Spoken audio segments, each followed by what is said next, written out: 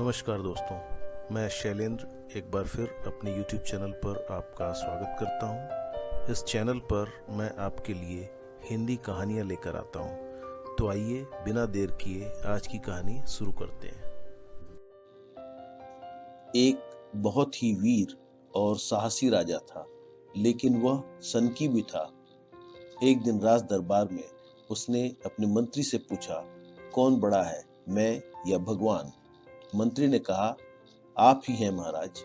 इस पर राजा ने मंत्री से पूछा, वह कैसे? तो मंत्री ने कहा, क्योंकि एक काम आप ऐसा कर सकते हैं जो भगवान भी नहीं कर सकते। इस पर राजा ने मंत्री से पूछा, क्या तुम जानते हो कि जो काम भगवान नहीं कर सकते मैं कैसे कर सकता हूँ? इस पर मंत्री ने कहा, जी हाँ महाराज, मैं जानता हूँ।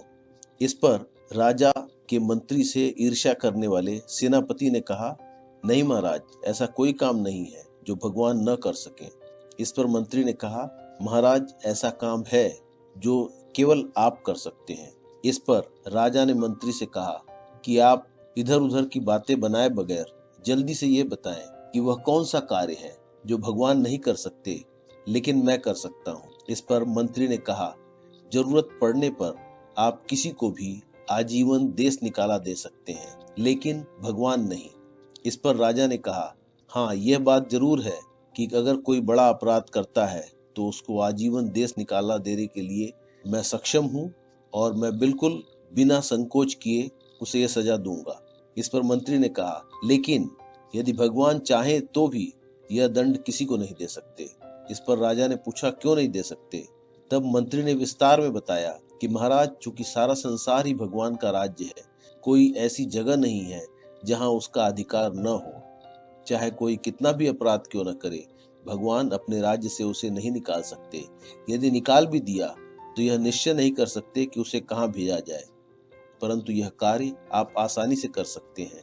इसलिए महाराज, मैंने कहा कि आप ऐसा काम कर सकते हैं जो भगवान भी नहीं कर सकते हैं। इस पर महाराज प्रसन्न हुए और मंत्री को पुरस्कार दिया, और जिन्होंने मंत्री की हार के विषय में सोचा उनका अपमान हुआ।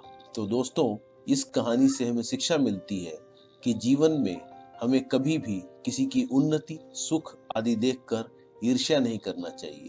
जो मनुष्य ईर्ष्या करते हैं उनमें असंतोष बढ़ने के कारण जिंदगी में आगे बढ़ने की संभावना कम हो जाती है, उनकी समाज में लोकप्रियता कम हो जाती है।